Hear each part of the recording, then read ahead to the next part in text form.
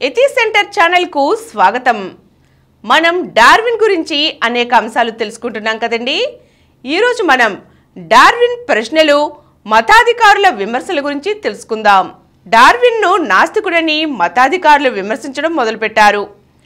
Darwin ప్రపంచం దైవ సృష్టి కాదని నిక్కచ్చిగా తేల్చి చెప్పేశాడు.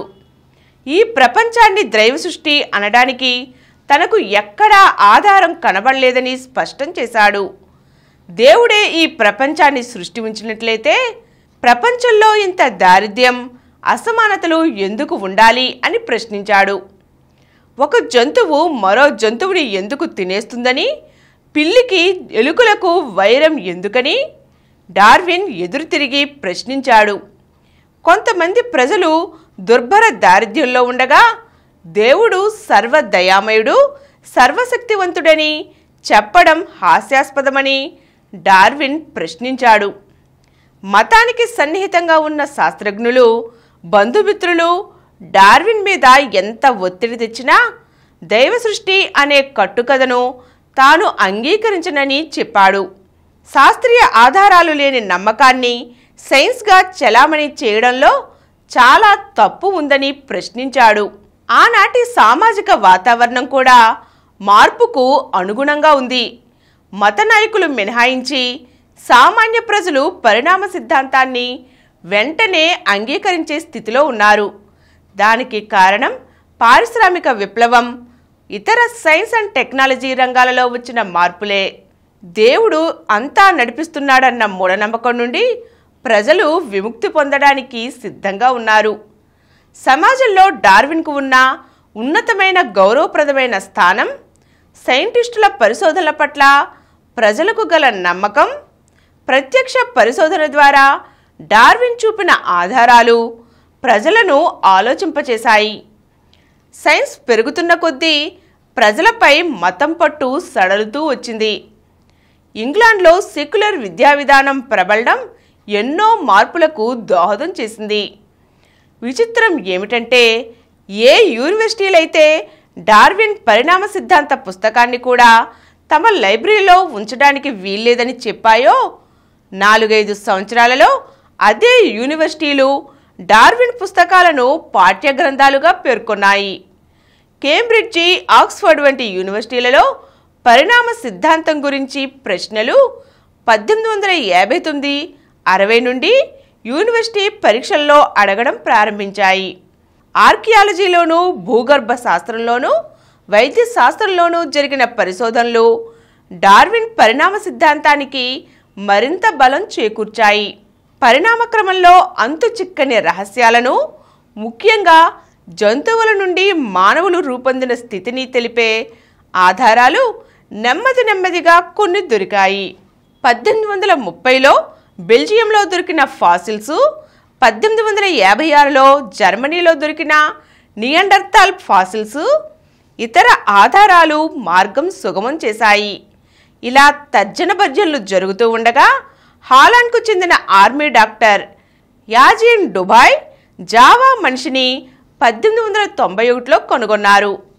మనిషికి ఇతర జంతువులకు మధ్య గల అనూహ్యమైన లింకును మరింత బలపరచడంలో తోడ్పడ్డారు. ఈ రకంగా పరిణామవాదానికి అది ఒక బలమైన ఆయుధం అయింది. డార్విన్ పరిణామవాదం విషయంలో గట్టి పునాదులు ఏర్పడ్డాయి. గ్రిగరీ మెండల్ పరిశోధనలు పరిణామవాదంలో కొన్ని లోపాలను ఎత్తి చూపాయి. అయితే తరువాత జరిగిన సైంటిఫిక్ పరిశోధనలు డార్విన్, మెండల్ ఇద్దరి సిద్ధాంతాలు పూర్తిగా పరస్పర విరుద్ధం కావని, ఒకదానికొకటి తోడ్పడేవేనని స్పష్టం చేశాయి.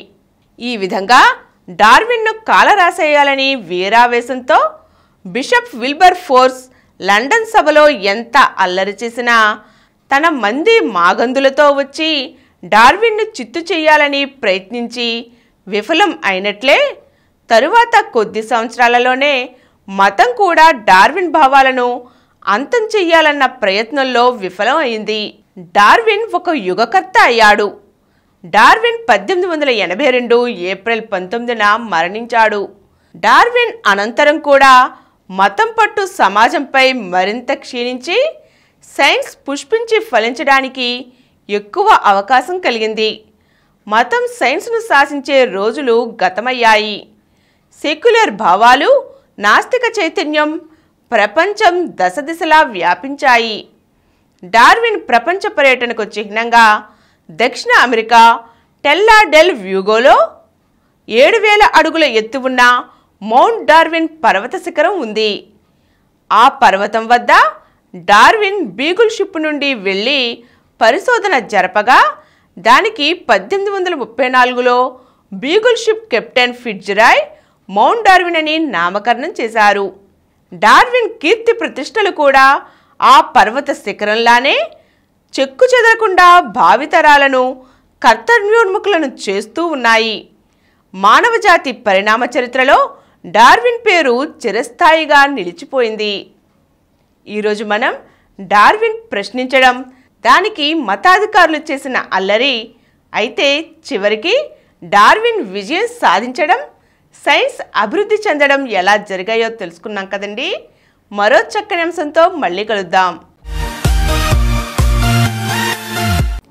ఈ కార్యక్రమం మీకు ఎంతో నచ్చింది కదా. ఇటువంటి మరిన్ని వీడియోల కోసం అనతి కాలంలోనే 20 కోట్ల వ్యూస్ సాధించిన సమరన్ ఛానల్ సమర్పించు ఎథీష్ సెంటర్ ఛానల్కు సబ్స్క్రైబ్ చేయండి, లైక్ చేయండి, మీ ఫ్రెండ్స్కి షేర్ చేయండి. అలాగే ప్రక్కనున్న గంట సింబల్ని ప్రెస్ చేయడం మర్చిపోకండి.